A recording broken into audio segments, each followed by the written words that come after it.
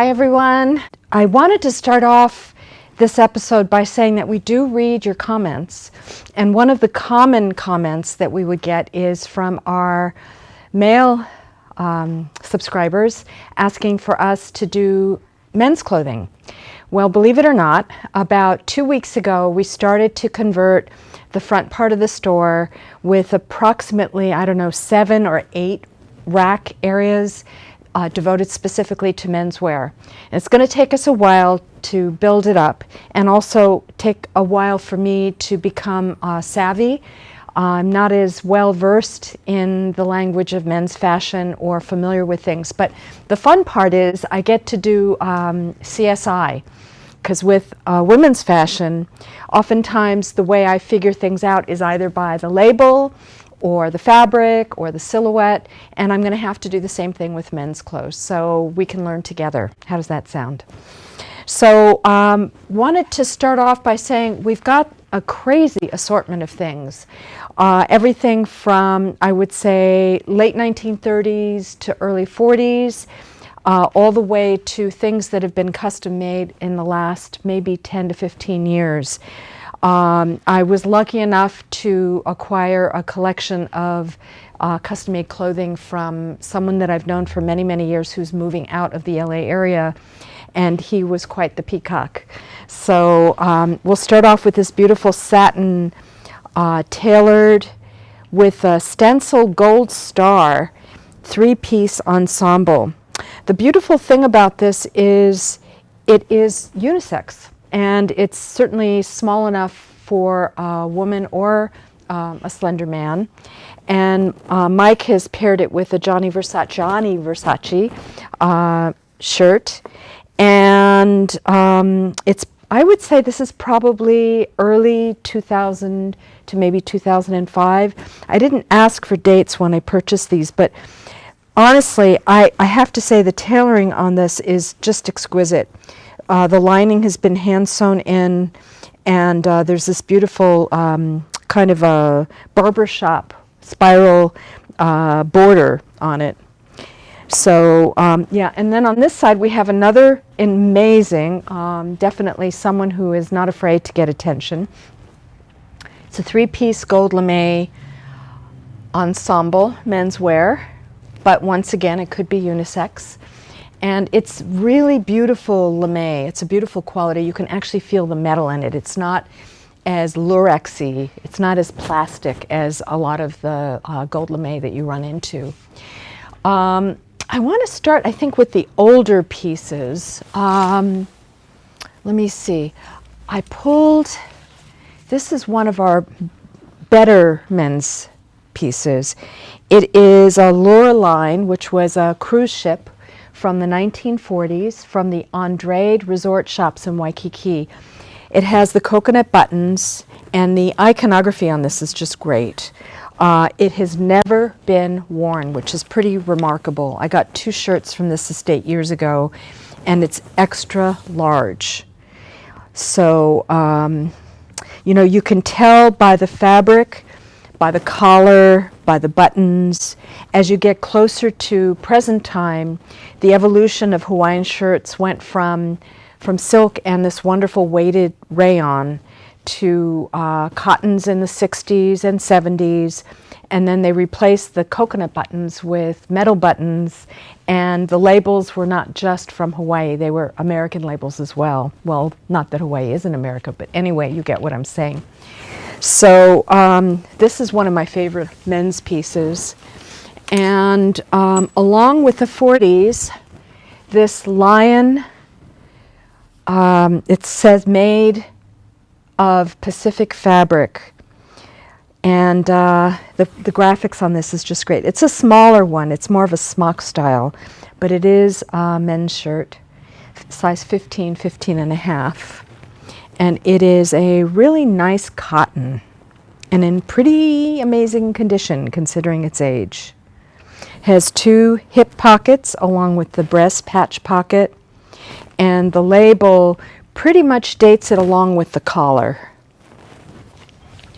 And then we have, I'll show you this other Hawaiian. It's Liberty House, and it's rayon, beautiful graphics, and it has the coconut buttons, and it's a size medium. You can tell this one is a little bit later because the collar is not as exaggerated as the 40s collars. And this one is marked as is. I don't really know what's wrong with it, but I guess it's great if you can't really see what the damage is. Has a patch pocket, and it is a type of shirt that has inspired Hawaiian shirts even to this day. And as we move along, we have, let's see, period-wise, I think we'll go to this. It's a Lee overall, and it's one of the types that I love because someone loved this piece. They kept patching it with different types of patches over the years. This one is actually in pretty good shape. You'll see the knees have extra fabric that it's patched with. And the fly is a donut fly, which can date it to around World War II. So, and all the buttons say Lee on it too. They're brass buttons. So I love this.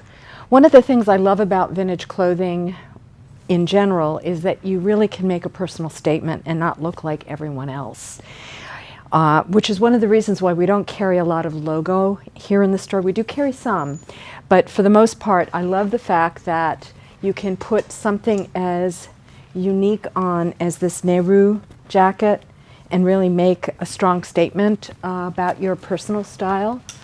Or if you're into something a little more colorful, you can go with this satin jacket. But I will tell you that one of the things I want to do in terms of carrying men's clothes is carry a lot of unique things in addition to the iconic pieces that people really look for. Not so easy because there's a stiff competition here in LA for good menswear. It's hard to find.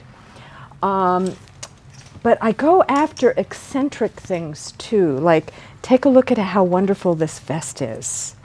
And it reminds me of a designer from the 60s, Kaizek Wang, who was from the Bay Area. And he inspired Nicolas Gisquier years ago to do a piece very similar to this. And then things like iceberg. We have a lot of iceberg sweaters, but they got licensing to do these fabulous shirts and all kinds of actually things with characters that we're familiar with from cartoons. And a lot of the pieces are done in silk, which is nice because it breathes. And of course, who doesn't love whip-stitched, hand-painted, and tooled leather? This is the epitome of the 70s, right? And this is a char. There's actually quite a few eccentric pieces in here. If you want to be noticed and not hit by a car when you're crossing the street, this is the coat to wear. And if you are someone that likes to go to the mountains in the in the wintertime, this was made from a carpet. It's a custom-made coat with leather trim and leather fringe on the pockets. It's really beautifully made. So yeah, there's a lot of interesting and exciting things. We even are carrying men's accessories. We have an assortment of Issey Miyake hats, either brimmed, cap, or bucket style. And those are probably, I would say, from the late 90s. So we're going to try and cover the late 30s to the early 2000s in our menswear. Some of it will be available on our website. I know that if you saw the Janet Jackson episode, we showed this beautiful embroidered and beaded jacket, and I know that this is actually up on the website now. But yeah, I mean, there's a lot to look at. And if you don't see what you're looking for, send us a message either through the YouTube channel or through Instagram. We're happy to do a pre-pull for you prior to whatever phone call, FaceTime, WhatsApp. And I got to tell you, we've been doing a few of those, and they're so much fun. So we look forward to assisting you in whatever way possible, long distance or nearby, in finding pieces that you really enjoy and appreciate, and things that you will keep for a while.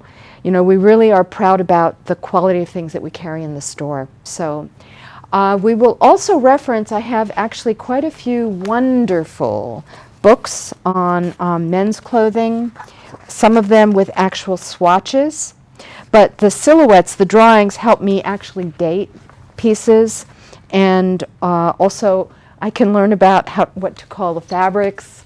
That one is from, I believe, the 40s, and then this is from the fall and winter 1919 to 1920, and the illustrations are incredible. But we have quite a few books on men's fashions, so I love to be corrected if I'm mistaken on anything, and we can learn together, okay?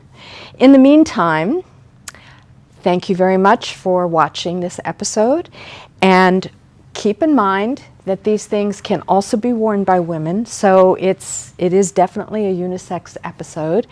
And if you like this episode, give us a thumbs up.